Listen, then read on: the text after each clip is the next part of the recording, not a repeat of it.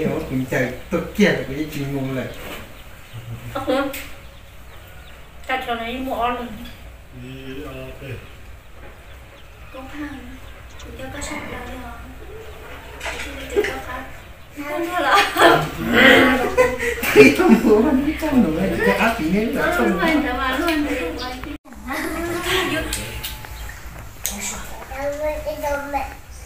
ba chào với chồng cái này đó cái bạn này nè giống cái này đây cái này nha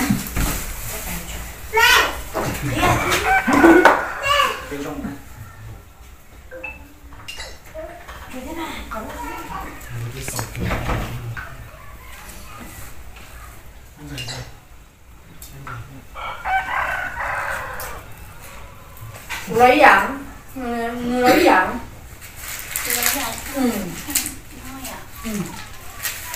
tiền nó cũng lúc bay lên xuống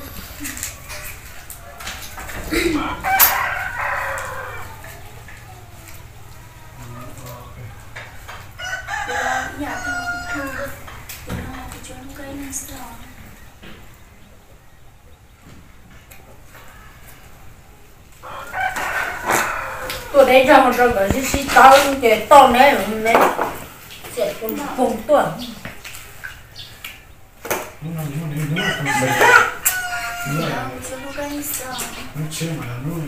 nó mà sao mà chơi không ý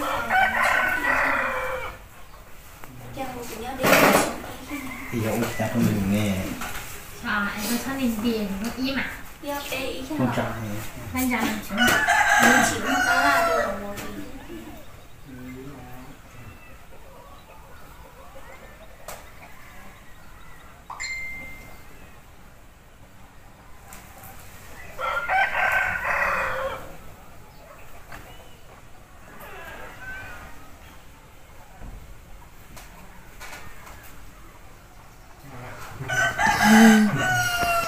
Vô cho thằng để đó nên chỉ vô lì lạt chạy xe à thôi à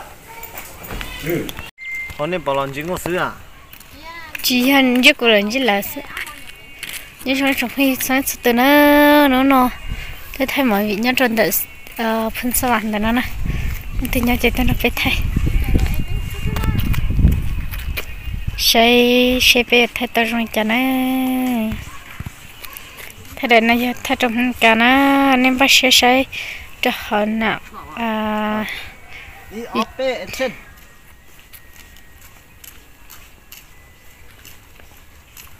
cái gì to ấy sao còn nói cái chạy giống như sao thế nào nha có một số từ thì đấy một số biển nó sẽ mua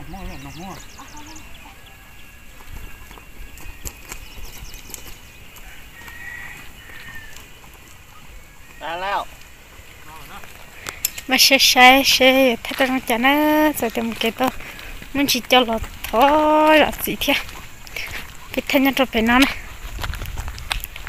mà tôi thay ra được mình đi là chị lúc chị bé chị mình đi luôn nè thay luôn nè tôi cho nên có bao hai luôn bé sẽ nên bao là hai giờ tôi chỉ bao nè có giờ tụi mình đi à không gạo luôn nè lúc trên là có giờ là lúc thế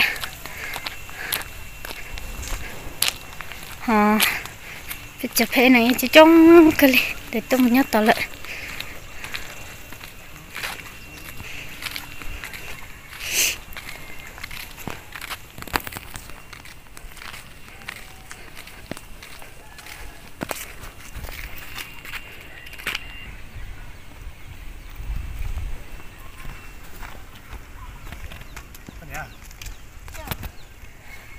nó gì nó sao nó tao nó sẽ được to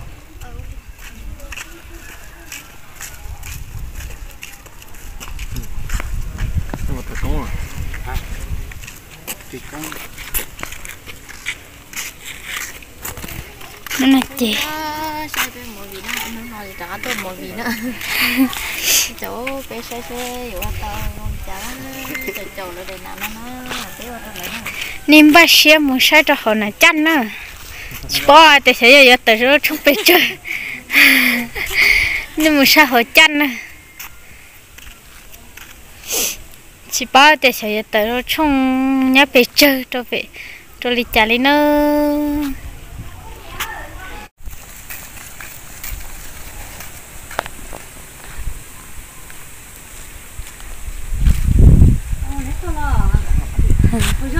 để về sáng nay theo mọi việc tôi là sẽ cái liều cho mình phải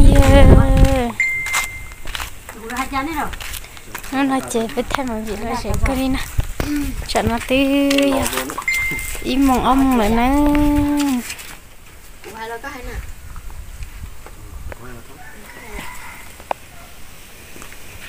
đây là có con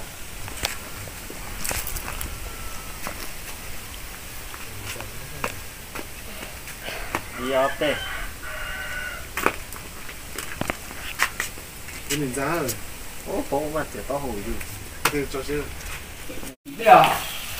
nó đi đeo cũng muốn à mà sẽ na cho nó chỉ biết là thắc nó sẽ ta thấy ta chơi chả có cơ li sao ôi chào lại à từ khi mà trong này nó sao cái gì cũng sao thì lúc nó gọi nó cũng chờ sao cũng nhà hả cái啥nên nó cũng chờ sao lúc đấy chỉ tao nó tại nên để chỉ tôi nói tên là gì lệ lo nó phải có để chỉ cái đó thì nó lệ lo ô thì nó to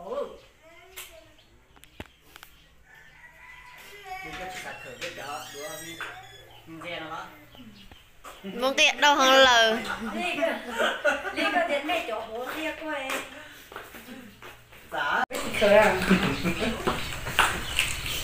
thế nhỉ chú bố có thể xin nó lên chị ô là bữa chọn bữa sèn thế cho bữa chỉ trầu thế nào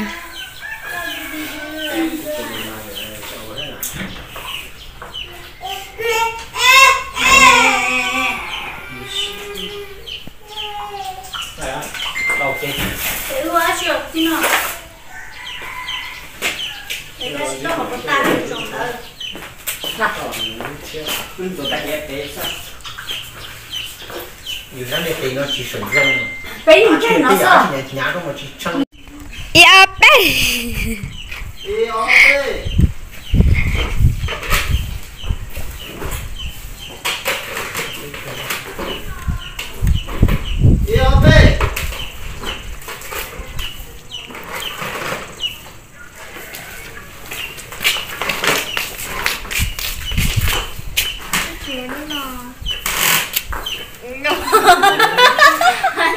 chị đó là thấy gì là sao là tụi nó giờ hai giờ chị đến đó em vào đi cái làm tiền cô cái lửa ra sao cái lửa ra cái nhất bé à thế phải đó cái nhất bé tới học cũng bé chỉ được ăn rồi thế nào gì đó người là trong do bé để đó mà nó bé trên để thôi bé hẳn lo trên nó có cái nói này là lỗi là ta có hay rồi nó xóa hại nó đó nó phải đi cái bún kia đâu mà nó thả vào lên đi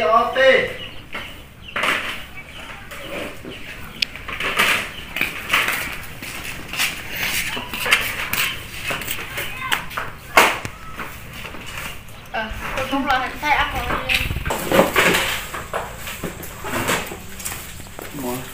à một cái đợt tiết trên cái mà tiết đi là cái sao đến chơi của tôi không chờ nó hả chị nó những cái phone của chị nó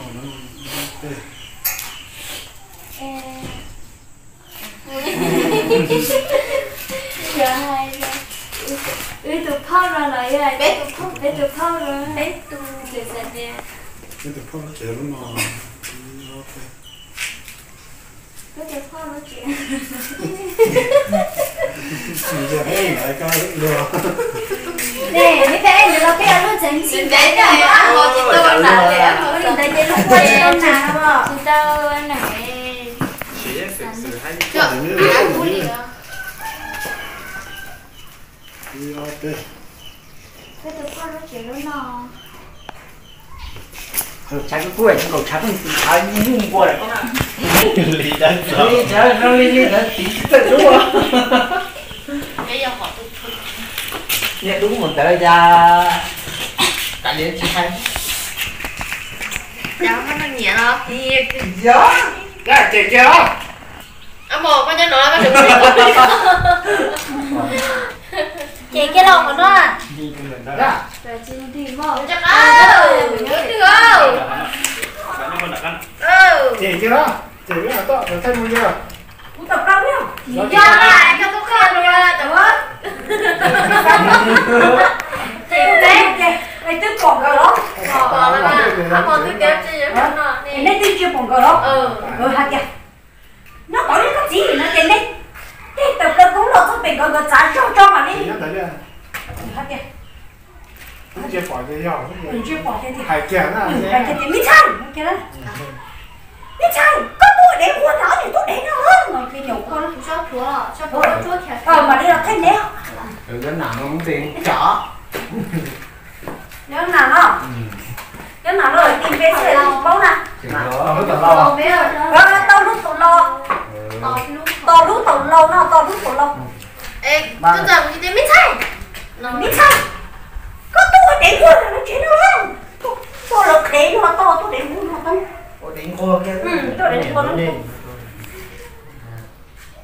còn khó Chưa anh ấy để lo trái chứ cũng đẹp. cho đi cho to tự nó lên lực đi o p cái nhà cho cơm à do mà thì cái Đi con nhậu con đi. Không có nhậu con đi. cái gì thì hay đây cũng khi có hay chả cái nhà cho cơm Có à gì chắc cơ mà. Có gì là cái mít xay. Có nhiều để mua là nó chuyện nó. có nghĩa cơ mà mít xay có tôi đến một lần nó chế đó sai là gì đó chủ Mít xay nó để thay đổi tí lông tua cho nó. thì tôi trở hay đến của Hai kia là nè thay đổi cho. đi o p Nhậu con mít xay. cái nhà cho cơm à mít xay Rồi đi. Xay là sao rồi? Đi cái đó đi. Đi cái đó để nó. Dạ đi cái đó để nó rồi đi. Rồi sẽ dọ. Yo pe cái sao đâu. đi o p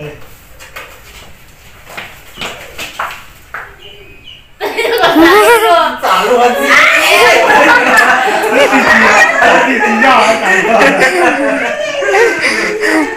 Cái gì luôn kia hả? Cả lò lá.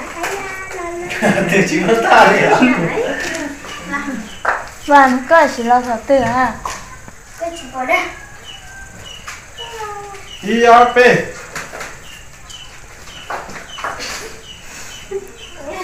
là nó tìm bất cứ mà thả nó tìm bất cứ nó cũng mà thì cũng kia nó cũng mà Đấy tiền chỉ cho đi. giờ cái đó thì cũng là giúp tao để chỉ có tìm đi nha Thì chỉ mà được tiền. Lý do là chỉ mà được tiền chỉ đi nó.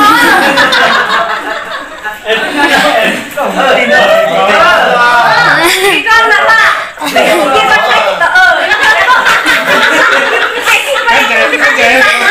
cái gì thì là khẩn à Dạ, cái gì ông đi liệu, thằng nó người trai à, cái trai ông đi liệu. Đi. trái đâu trái gì là Cho, cô có lấy thật. cái gì là khẩn yo p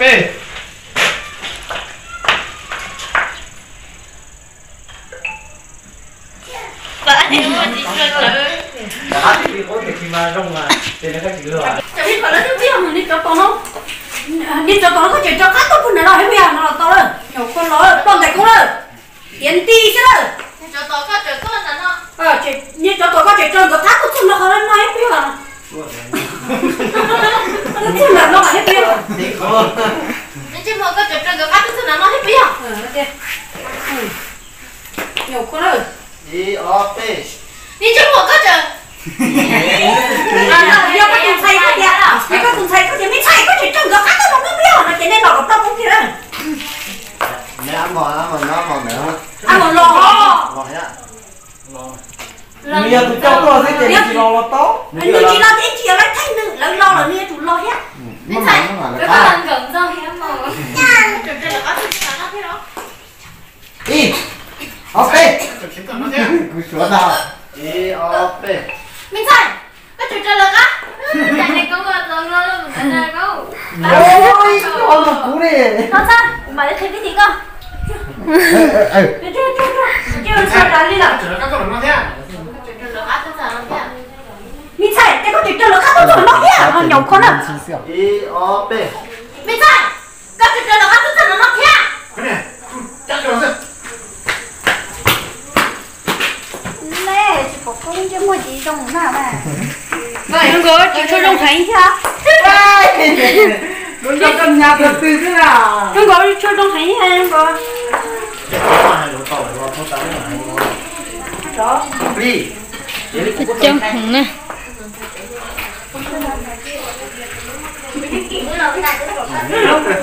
Rồi, đi thôi. Muốn tay à? Tay à? rồi Mình chắc ăn không có tay rồi. thế tụi con đi nó xịt cho nó kia nó chơi đen nhá nó kia không kia của không có nhá nhá nó kia chơi của mà đi tua không làm quá có phù hợp ý là nó tu được cái chuyện thì có phù hợp nhá nó cũng chơi của tôi kìa Mình cho nó cũng đang đi tay chưa? nó bắt kia nó nhậu kia nữa Hai cháu, cái chuyện kia. cái trời một đứa mi sai có chữa có chuyện nào thế cái chuyện tôi cho đi cho một lô nó nhá nó kia sao thì nhá nó kia sẽ tao của đó Y O B Cái này, có chuyện chân, đi cho nó ra kìa. dạ ăn trên Phải. đi à Ra. Chạy đi. cái cà cao là hai con của nó cũng đi cho nên này Đi mà là khởi phép xuống đó sao rồi đó. chị của tôi hả của tập lần sao đấy có cố thì của tập lần hả thì cũng tôi là tập lần nó sao ai thì cũng tôi là của ạ việc lấy gì không chua về cái nó không tôi không để của tập lần nó sao Ê, không là, không là. chị đâu ta cho con của tôi không tôi cho chị đâu ta không tôi không tôi sao ta thả nó Rồi bỏ đấy. Bên đây mình sẽ nhớ lời gì? Rồi tao bỏ rồi. Để chặn nó chỉ bỏ á. bỏ đây bỏ chứ không này bỏ Chứ đâu? Chứ đâu? Chứ đâu nó chết.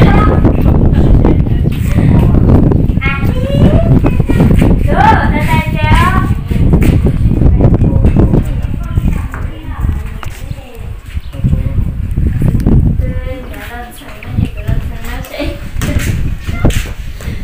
Chứ mà tao chứ một quả tàng Chị vừa ta có tủ ở đây không? có nhiều chị của nó con cho đấy con kia Y O B chị đâu lúc đi con trai lấy tao nó có chơi chim nói à lấy tôi lo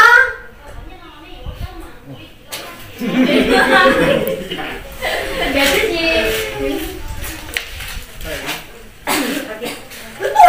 để con thì lấy tôi đi sao có tôi chưa có tôi sao đâu mà kìa là lấy nhiều lắm tôi làm cái một đi thì nó Bỏ ức chứ chắc tiền nó mà chạy rồi thì nào mới theo quên nó theo quên nó. làm đã bạn cần tiêu cứ tôi mà đi một đi nó cái ngọt Y O B Tôi mà mang đi một đi.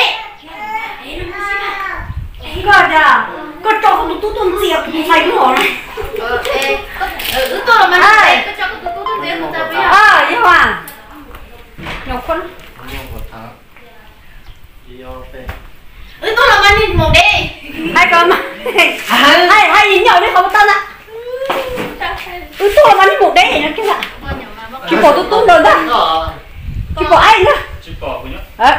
cái rổ con thì bỏ có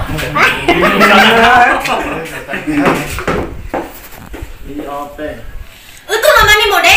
Có chủ cho cái tôi tuần tiền của tuần sai thế đó. Mong.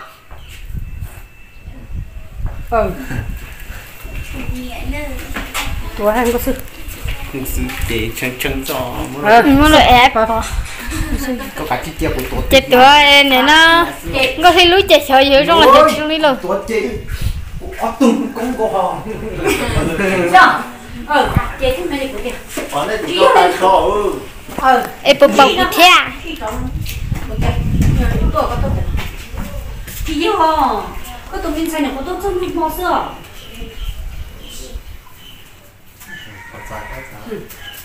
ý ở bên chỉ ho nếu mà tông có tụi mình xài được có tụi mình mua sữa có sao thì có tụi mình xài cho tụi mình chút thôi là cái nét số như nhau thế cái léo tụi mình nhồi cái sử dụng là trên cái dùng cái theo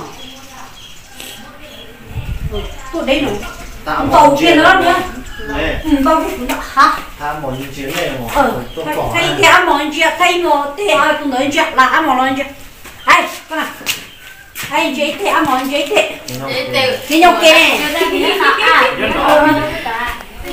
thì ăn món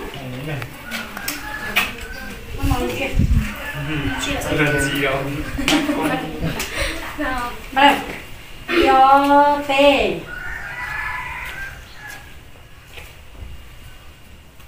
sao không lồng quá không lên thôi đi nhóc thì sao hả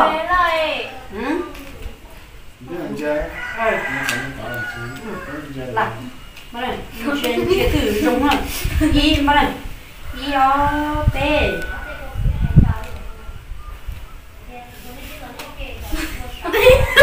nói lo vậy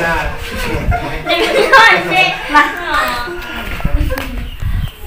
chỉ cho mình chỉ chơi đó nữa chơi tí rồi chơi tí rồi là nhìn chia tốn mà đây yo pe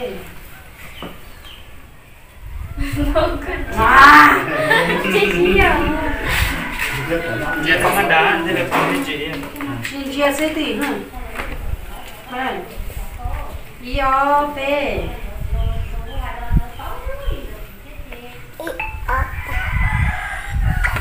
Chị ở đây nha. Như là nói rồi. I ở bên gai lên chế pe có sự chuyện chế có sự yo pe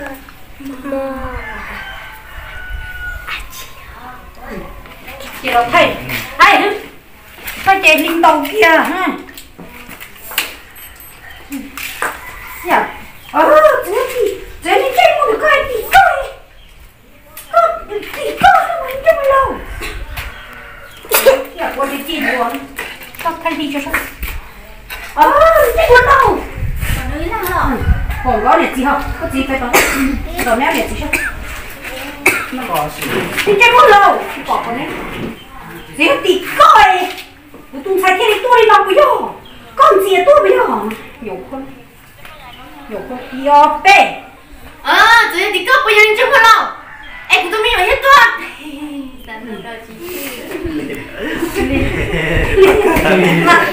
là dẹp thì có bây giờ đi chứ con đâu tôi nhiều thế tôi bây giờ con nhớ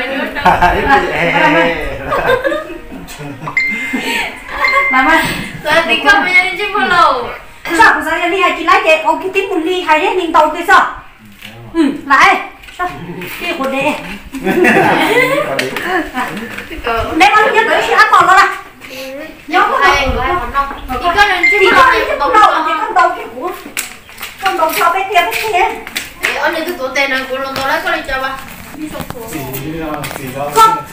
cô từ thì con đầu khi hết lót chứ nó không có chặt cái gì cô có hàng còn nữa anh đã theo nó cũng như một kia nó rồi nè đó thì con lột khi con chỉ con plak lần nó làm đầu cho con đầu mà là đi theo tổ con đi ở nhà đi con ở nhà con nó phải là con muốn có treo một luôn rồi ai thổi đi mua cuốn tôi nha thổi đi mua cuốn tôi cuốn đầu vô trên có ở cuốn đầu vương của này con nhẹ này mấy chỉ bỏ bộ áo nhưng mà con cũng tôi cái số luôn chế số con tuôn giá ai là khoai đi con tuôn giá hả hả là bỏ chỉ hai à có con chỉ dùng lắm chỉ bỏ đi làm tổng cộng cho các em ạ không có được vậy để cho anh này theo đi thử cái gì có khó chơi đi ôi ơi thì có dạ lấy chị chị anh liền cho khóc ôi gì đó để chị chị đó để cho bố chồng không ha cái thứ bắt tới là cái gì họ làm cho tay là anh tay con đi chị ơi đó này cho tôi lại cho nó tới một đế hẳn rồi thì tôi đấy à để mà chọn này cũng không tiền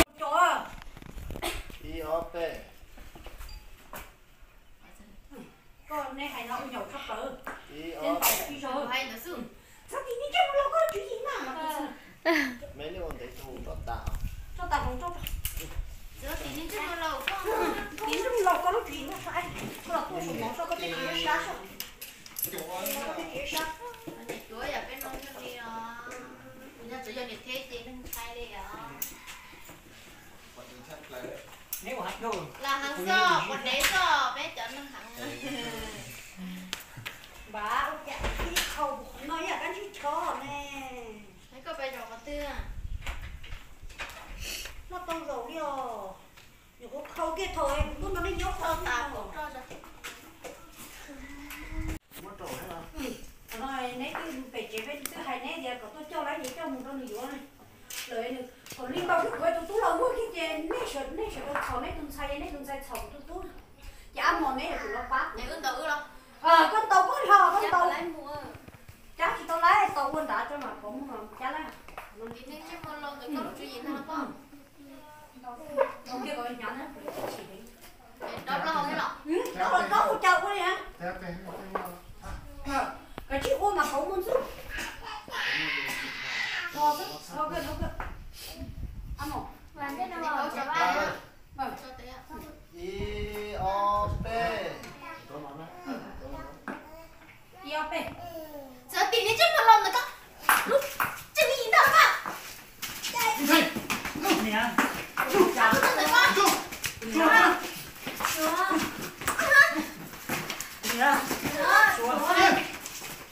con đục nè con đợt đi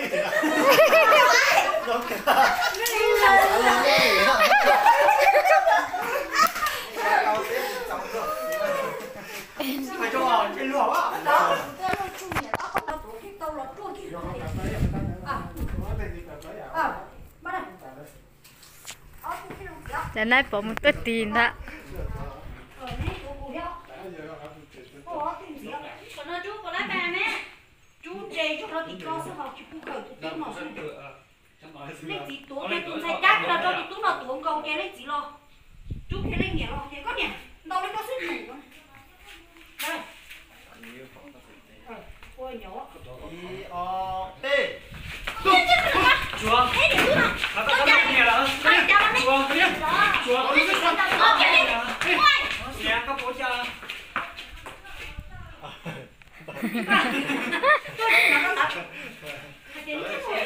nhậu cái nó đến đi bộ đến không có tao ra luôn luôn giờ cái gì sao chẳng nó đến đi bộ đến đâu cái gì chủ đề tôi cặp ở trên họ ăn hòn nó là nó dễ của nó mà sợ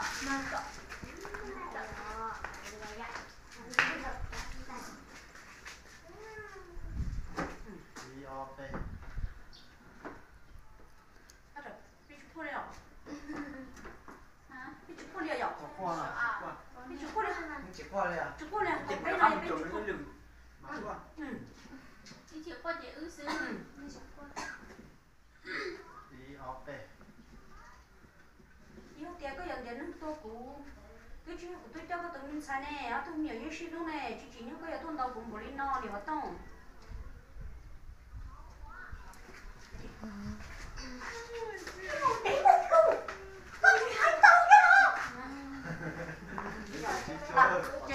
chạy túa trở quá có tan thôi có tan đó cái công nó tan nhau này ở đây cho nó dầu cho là con nó trên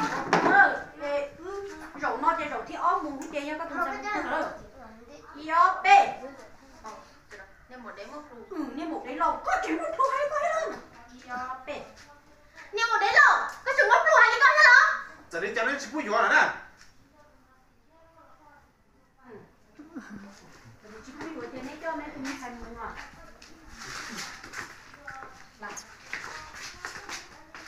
có điều tiền này cho nên tụi mình thành một xứ cái của hai nó của hai tia nên cho nên tụi mình chỉ có điều này cho nên tụi mình thành một xứ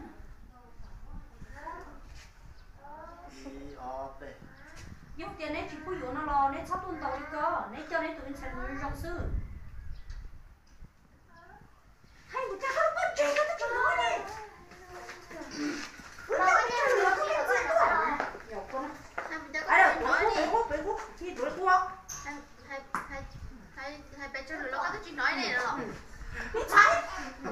được cái gì nói này nó để tụi lên chị ấy chứ mình thấy nó đâu bị tôi cho con một cái trong chùa nó mà yo về hai bên chơi được là nè nó có chơi được cái gì nói này mình thấy lúc nào mình tôi tốt cho à lúc nào mình tôi cho con nó chỉ trong chùa thôi á nhiều con rồi hai nhiều con rồi yo về hai bên chơi nó lúc có chơi được cái gì nói này mình thấy lúc nào tôi tốt cho con nó trong chùa hả chứ không một cái gì 그 말이야. 또 라켓은?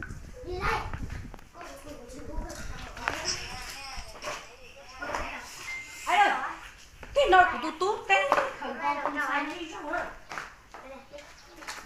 Chè con lấy nhện tàu cái của tú cho.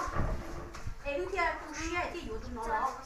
Em bên nuôi này tụi sai tốt chơi của tú nó tụi một tụi nhát mới văng nhiều lắm nó. Để chưa có phun nó. Bạn ơi. Bắt đầu.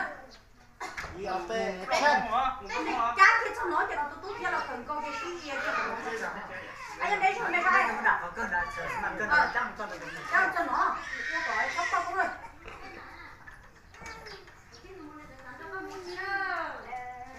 nó nắm tên nó chỉ sắp khá nó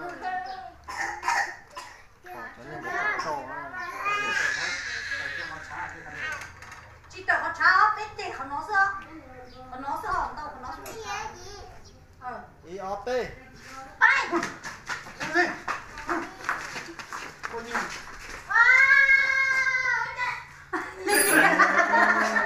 có phải sai có phải đi nó ăn đá nó em ơi nhưng đỡ lo chứ đặt ra đi nên tôi quay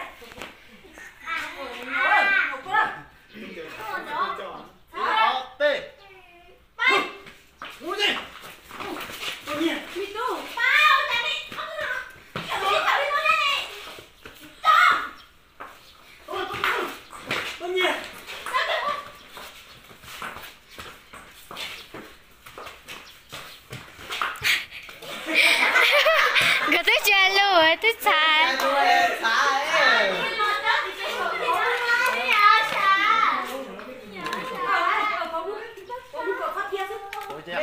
con trả vào cuối tỉnh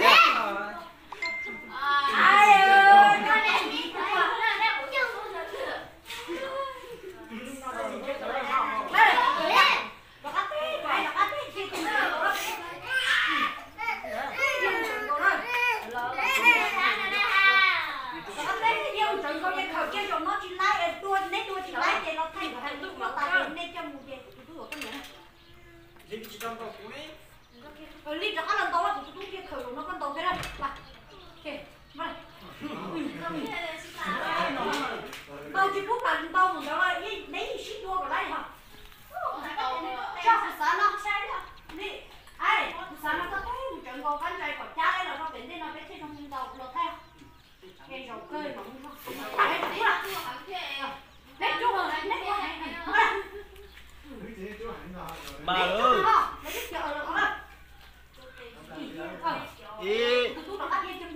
ý ốp đi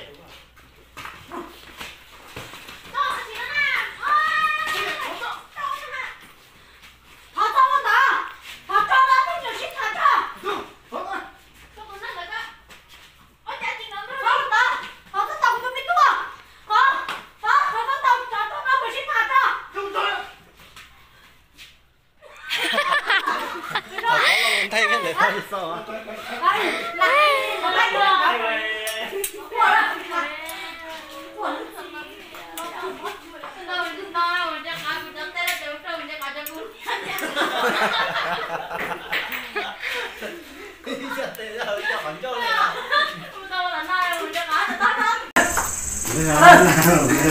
Mà đây, con ơi, mà đây.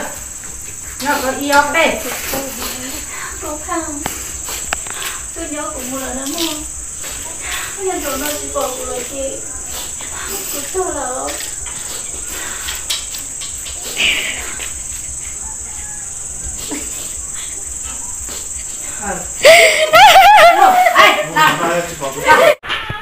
Hai tỏ rồi.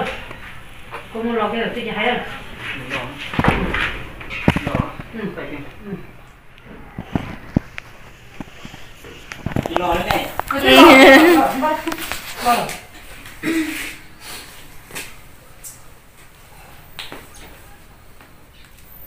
Phải không?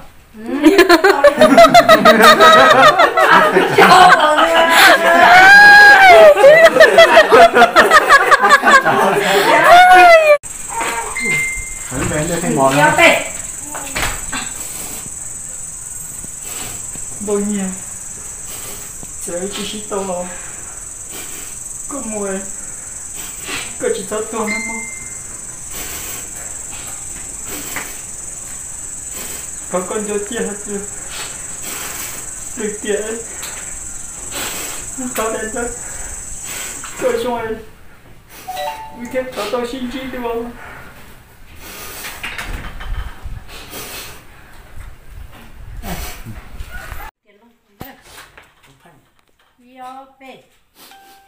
Cũng không. Bây giờ tiền đâu của chị tao có chị.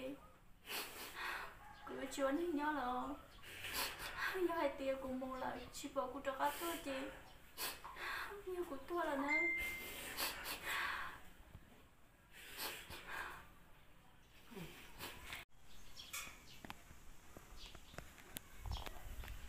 Chị sẽ nói Tấu tiêu, trọt tính tiêu. hả? Nên cho đồng phố luôn, nên luôn. Ôi à, thứ này luôn. Đi đi xa chưa mà. Phải chưa?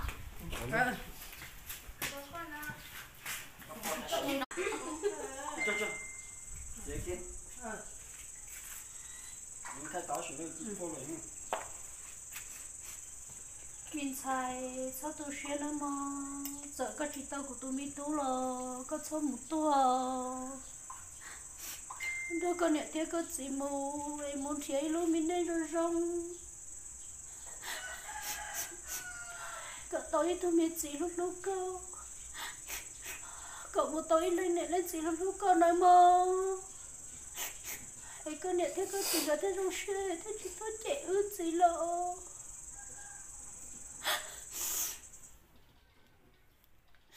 mà mùa rong con nói mơ mùa em sao tôi lời nói mơ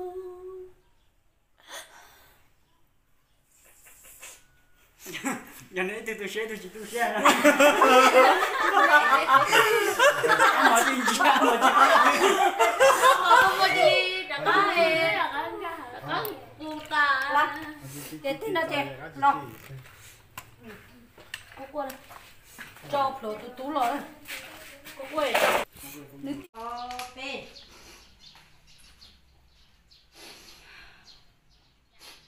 cô qua đi ông nha cô tôi chỉ có yêu chị cô mà đi đâu cô đi đâu cô xin mày lời theo lý chỉ tôi nằm tao con gì đâu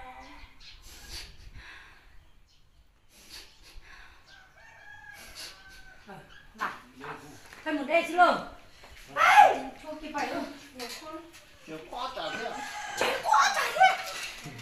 Cô để lòng cái đi luôn, nhớ muốn lấy chả. Còn là cháy con nó đi cho không thể luôn. Hả? Một đấy nó cái luôn, nhớ không lấy chả. đấy tao đi bắt vì đấy rồi là hắn nó nếu mà tôi tiền cho cầu đấy Cô nhỏ con chua cái bài tim của nó có plug không đấy. nó tới như một đến nó tới như nó Để xong rồi để có tiền một trong có bao nhiêu nó nói phải trong lại quên trong có kìa hết rồi. Đi ở đây. bay chứ nó tới như một đến tới nó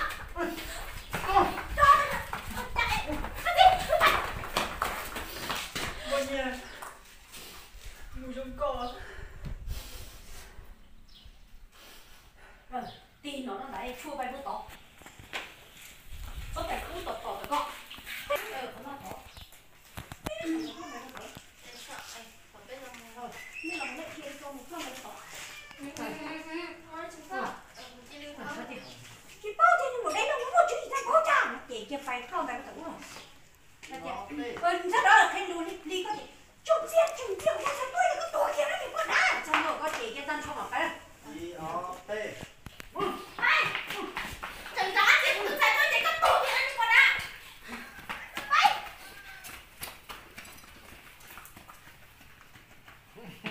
mua này nè cái nó to đấy